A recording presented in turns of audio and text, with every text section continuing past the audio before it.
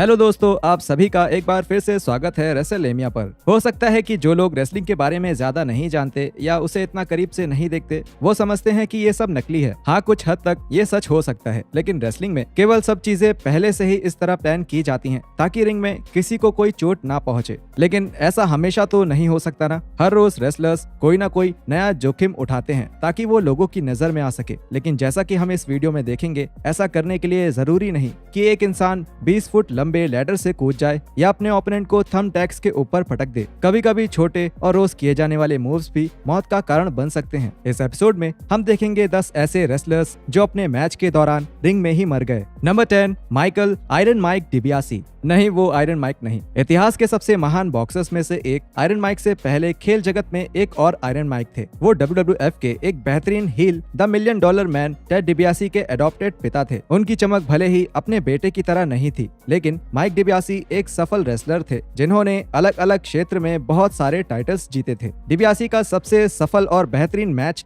Legend डोरी फंक senior के साथ टेक्सास डेथ का एक मैच था जो पूरे 1 घंटे 44 मिनट तक चला। बदकिस्मती से डिबियासी रेसलिंग की दुनिया में अपने बेटे की सफलता नहीं देख पाए, क्योंकि लोबोक टेक्सास में 2 जुलाई 1969 को उन्होंने अपना आखिरी मैच खेला। उनका सामना मैन माउंटेन माइक के साथ हुआ और मैच के दौरान उन्हें एक हार्ट अटैक आ गया था। हालांकि हार्ले रेस ने उन्हें CPR देने की भी कोशिश करी थी, लेकिन हॉस्पिटल तक पहुंचने से पहले उनकी मौत हो चुकी थी। उनके बेटे टेड डिबियासी ने एक इंटरव्यू में ये बताया कि उनके पिता का कोलेस्ट्रॉल काफी बढ़ा हुआ था, जिसकी वजह से उन्हें ये हार्ट अटैक आया। Number 9, Plum Mariko. US से बिल्कुल अलग जापान में फीमेल रेसलिंग को बहुत गंभीरता से लिया जाता है। जापान में सिलिकॉन इम्प्लांट्स और लंबे ब्लॉन्ड बाल बहुत ही कम ही देखने को मिलते हैं। कुछ फीमेल रेसलर्स ने बहुत कम उम्र में शुरुआत करी थी, जैसे प्लम मरिको, जिन्होंने केवल 18 साल की उम्र में रेसलिंग करना शुरू कर दिया था। मरिको जापानीज प्रो रेसलिंग प्रमोशन की सदस्य थी और अपने शूट स्टाइल वाले रेसलिंग के लिए फेमस थी, जो बहुत कम फीमेल रेसलर्स करती थी।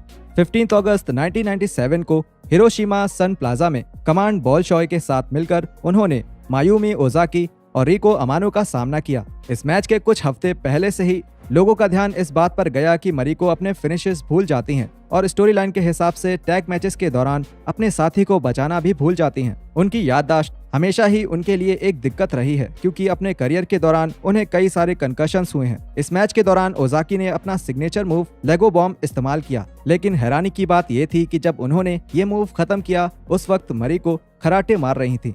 ये इस बात का संकेत हो सकता है कि उनके दिमाग में अंदरूनी चोट के कारण खून बह रहा था।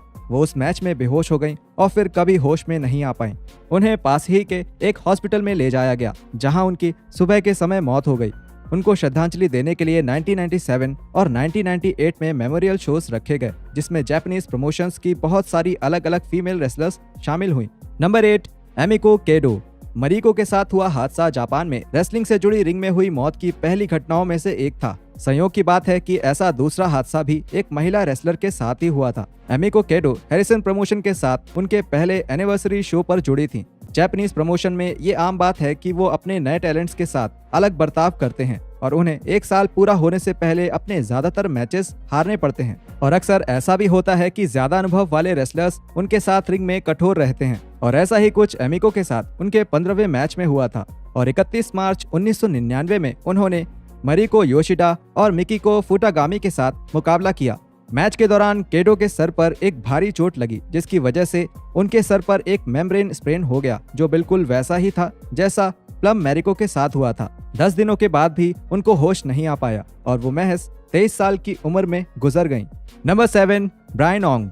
दलीप सिंह, जिन्हें खली के नाम से भी जाना जाता है, वो कभी भी एक अच्छे रेसलर नहीं रहे हैं। उन्हें WWE में केवल विंस के लंबे रेसलर्स के लिए सनक की वजह से लाया गया था। रिंग में एक मॉन्स्टर हील बनने के बाद उन्हें एक मनोरंजन का जरिया बना दिया गया, जिसमें वो एक पंजाबी प्लेबॉय के रूप में दिखाए गए। लेकिन मई 2001 में जो हादसा हुआ वो बिल्कुल मनोरंजक नहीं था।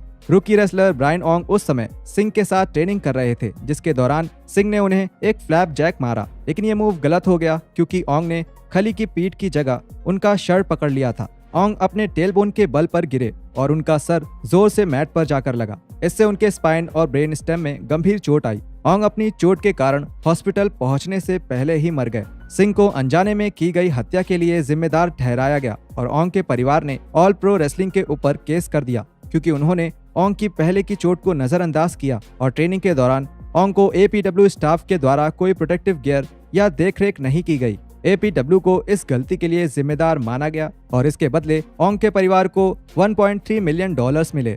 नंबर 6, मित्सुहारू मिसावा। 1990 के दशक में मिसावा को दुनिया के बेहतरीन रेसलर्स में से एक माना जाता था। उनकी रेसलिंग की कला, टाइमिंग और रिंग में उनकी ताकत का कोई जवाब नहीं था। रेसलिंग ऑब्जर्वर ने उन्हें लगभग 24 मैचेस को 5 स्टार रेटिंग दी थी। रिंग ही वो जगह थी जहां मिसावा ने अपने फैंस से बेशुमार इज्जत और फेम पाया था, लेकिन दुर्भाग्य से यही वो जगह भी बनी जहां उनकी मौत हुई। प्रो रेसलिंग नोआ के लिए लड़ते हुए हिरोशिमा ग्रीन एरेना में मिसावा ने गो शिजाकी के साथ मिलकर एक टैग टीम चैंपियनशिप मैच के लिए आकितोशी सेटाओ और बाइसन स्मिथ का सामना किया। सब कुछ सही चल रहा था, लेकिन जब सेटाओ ने मिसावा को एक बेली टू बैक सुप्लेक्स दिया तब उन्होंने हिलना बंद कर दिया। रिंग में रेसलर्स और पैरामेडिक्स की भीड़ लग गई जो मिसावा को होश में लाने की कोशिश कर रहे थे, लेकिन कोई फायदा नहीं हो रहा था। मिसावा को पास ही के एक हॉस्पिटल में ले जाया गया जहां अपनी चोट के कारण उन्होंने दम तोड़ दिया। ऐसा माना जाता है कि मिसावा को स्पाइनल कॉर्ड में चोट लगी थी जिसकी वजह से उन्हें हार्ट अटैक आया। उनकी मौत का कारण स्पष्ट नहीं है क्योंकि मिसावा के परिवार ने जापान के कानून का इस्तेमाल करते हुए उनकी मौत के कारण को राज बनाए रखा है। Number 5, moon dog spot. Larry Booker, जिन्हें मून डॉग स्पॉट के नाम से भी जाना जाता है, 1980 के दशक के एक प्रसिद्ध रेसलर थे। वो ट्यूपेलो कंसेशन स्टैम्प ब्रॉल में शामिल थे, जिसे हार्डकोर रेसलिंग का जन्मदाता भी माना जाता है। एक समय पर वो WWF टैग टीम चैंपियनशिप के विजेता भी रह चुके हैं। हालांकि उसके बाद इन्हें टीवी पर ज्यादा नहीं देखा गया, लेकिन 2003 में TNA पर एक टेनेसी मैन के रूप में वापसी करी। नवंबर 2003 में मिड साउथ कोलिजियम में उन्हें जेरी लॉलर बर्थडे बैश में रेसलिंग करने के लिए भी बुलाया गया था।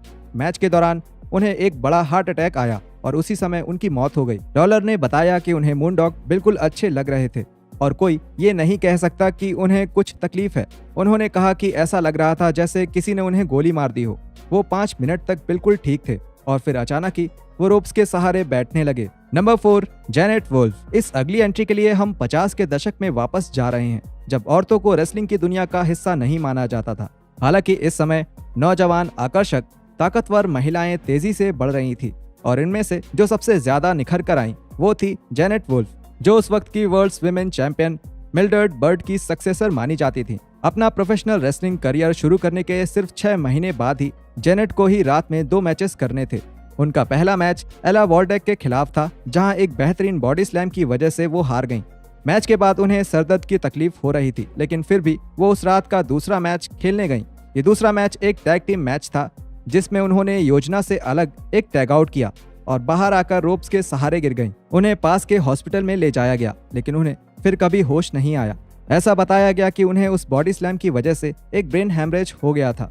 उस समय वो सिर्फ 18 साल की ही थी। Number 3, Gary Albright. Amateur wrestling का एक बैकग्राउंड लेकर 6 फुट 3 इंच की लंबाई और 350 पाउंड्स के वजन वाले ऑलब्राइट रेसलिंग की दुनिया में कुछ बड़ा करने के एक अच्छे उम्मीदवार थे। उन्होंने कैलगरी में स्टीव हार्ट स्टैम्पीड रेसलिंग से शुरुआत करी, जहां वो एक टैग टीम चैंपियन बने। फिर वहां से वो जापान चले गए, जहां की रेसलिंग का तरीका उन्हें बेहतर लगा। वो जोरदार हिट्स और शूट स्टाइल फाइटिंग वाली रेसलिंग थी, बजाय एक शोमैनशिप के। जब ऑलब्राइट जापान के साथ टूर पर नहीं होते थे, तब वो अपने ससुर के प्रमोशन के लिए काम करते थे, जो था एफा अनोए का वर्ल्ड एक्सट्रीम रेसलिंग प्रमोशन। 7 जनवरी 2000 में ऑलब्राइट का सामना एक लोकल रेसलर लूसिफर ग्रिम के साथ हुआ। मैच के दौरान जब ग्रिम ने उन्हें एक एस क्रशर मारा, जो आरकेओ का ही एक दूसरा टाइप है, तो ऑलब्राइट हिल नहीं पाए। उन्हें होश में लाने की सभी कोशिशें नाकामयाब रहीं और ऑलब्राइट की उसी रिंग में मौत हो गई। ऑलब्राइट की मौत का कारण वो मूव नहीं था, बल्कि एक हार्ट अटैक था, क्योंकि ये पता चला था कि उनका दिल जरूरत से ज्यादा बड़ा था और उन्हें डायबिटीज भी थी। Number 2, oven heart. Pro wrestling के दौरान हुई मौतों में ओवेन की मौत आसानी से याद आ जाने वाला हादसा है। अपने WWF के अधिकतम समय के दौरान वो ब्रेट हार्ट के नक चढ़े छोटे भाई का किरदार निभाते रहे।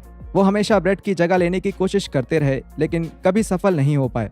1997 में ब्रेट का WWF से जाने के बाद ओवेन के लिए भी वहां कुछ खास नहीं बचा था और मैनेजमेंट ओवेन को फिर से उनका ब्लू ब्लेजर वाला किरदार वापस देना चाहती थी, जो बस एक मनोरंजक सुपर हीरो का किरदार था। ओवर द एज में द गॉडफादर के साथ उनके मैच के लिए मैनेजमेंट चाहती थी कि वो एरेना की छत से हार्नेस की मदद से एक शानदार एंट्री करें। जब ओवेन कूदने की तैयारी कर ही रहे थे, तभी उनका हार्नेस टूट गया, जिसके कारण ओवेन हवा में लगभग 80 फुट नीचे जमीन पर आ गिरे। ओवेन टर्नबकल से टकराने से बाल बाल बचे और छाती के बल रोप्स पर गिर गए। इतने ज्यादा दबाव की वजह से ओवेन को इंटरनल ब्लीडिंग होने लगी और उसके बाद उन्हें होश में लाना नामुमकिन हो गया। ओवेन की पत्नी मार्था हार्ट ने पूरे WWF पर लापरवाही का इल्जाम लगाया क्योंकि उन्होंने किसी तरह की अनहोनी को टालने का कोई सुरक्षा प्रबंध नहीं किया था। आप में से कुछ लोग जानते होंगे कि हमने ओवेन हार्ट की मृत्यु पर एक अलग वीडियो बनाया है, जिसका लिंक हम डिस्क्रिप्शन में डाल देंगे ताकि आप इस हादसे के बारे में और जान सकें। Number 1, Pedro Aguayo junior. Pedro Ramirez को कभी भी रिंग में एक नौसिखिया नहीं समझा गया। उन्होंने 15 साल की उम्र से ही रेसलिंग शुरू कर दी थी और उन्हें सिखाने वाले थे उनके पिता, जो मैक्सिकन रेसलिंग के टॉप ल्यूचास में से थे, पेड्रो एगुआ डैमियन। 20 साल से भी ज्यादा समय से रेसलिंग करते हुए पेड्रो ने कई सुपरस्टार्स के खिलाफ मैचेस किए थे और रिंग में बहुत अनुभवी भी हो चुके थे। लेकिन 20 मार्च 2015 को जो हुआ उसकी उम्मीद कोई नहीं कर सकता था। वो मैनिक के साथ रे मिस्टीरियो जूनियर और एक्सट्रीम टाइगर के खिलाफ एक टैग टीम मैच में थे। मैच के दौरान मिस्टीरियो ने पेड्रो को रिंग से बाहर करने के लिए उनके ऊपर एक हेड सीजर्स टेकडाउन का इस्तेमाल किया, लेकिन वो तुरंत अपने पैरों पर खड़े हो गए और फिर से रिंग में आ गए, जहां मिस्टीरियो ने उन्हें कंधे के पास एक ड्रॉप किक मारा। जैसा कि अक्सर होता है, जब रे अपने ओपोनेंट को एक 619 देने की तैयारी करते हैं तब ओपोनेंट रोप के ऊपर कुछ देर के लिए झुक जाता है। लेकिन इस मैच में पेड्रो को रोप से हटना था, लेकिन वो नहीं हिले और रोप पर लंबे समय तक झुके रहे। मिस्टीरियो ने किरदार से बाहर जाकर पेड्रो को देखा भी, लेकिन मैच जल्दी फिर से शुरू हो गया और एक पिन फॉल के साथ खत्म हुआ। लेकिन इसके बावजूद भी उन्होंने देखा कि पेड्रो हिल नहीं रहे थे। कोनन भी पेड्रो के पास गए और उनकी गर्दन हिलाकर उन्हें जगाने की कोशिश करी, लेकिन वो नहीं उठे। पैरामेडिक्स ने फिर उन्हें तुरंत रिंग से नीचे उतारा, लेकिन हॉस्पिटल पहुंचने पर उन्हें मृत बता दिया गया था। काफी समय तक ये पता नहीं चल पाया था कि पेड्रो की मौत का कारण क्या था। हॉस्पिटल ने उनकी मौत का कारण एक सर्विकल स्प्रेन ट्रॉमा को बताया, जो उन्हें शायद उस ड्रॉप किक की वजह से हुआ था जिसने उन्हें गंभीर रूप से घायल कर दिया था। लेकिन आगे की जांच के बाद पता चला कि पेड्रो की C1, C2 और C3 वर्टिब्रे टूट गई थी। कॉर्नर ने बताया कि ये चोट उन्हें 2 अलग अलग समय पर लगी थी और उनकी मौत उसी समय हो चुकी थी। इस बात के लिए मैच के ऑर्गेनाइजर्स को भी काफी आलोचनाएं मिली, क्योंकि पैरामेडिक्स को पहुंचने में इतना समय लगा और एक स्ट्रेचर की जगह उन्हें एक लकड़ी के पट्टे पर ले जाया गया। इस पर टिjuana रेसलिंग कमीशन ने बताया कि इस हादसे के समय 2 और रेसलर्स भी घायल हुए थे और पैरामेडिक्स की टीम उनकी जांच कर रही थी। उनमें से एक को रीढ़ की हड्डी पर चोट लगी थी, जिस वजह से वो उसे स्ट्रेचर से नहीं हटा सके। इसके खिलाफ एक आपराधिक जांच भी शुरू की गई थी, लेकिन उसका कोई परिणाम नहीं निकला। पेड्रो को AAA हॉल ऑफ फेम में शामिल किया गया है। तो दोस्तों, ये वीडियो यहीं खत्म होती है। हमारी बाकी की वीडियोस को भी जरूर देखें और हम मिलते हैं आपसे अगले वीडियो में ऐसे ही कुछ और रेसलिंग कंटेंट के साथ।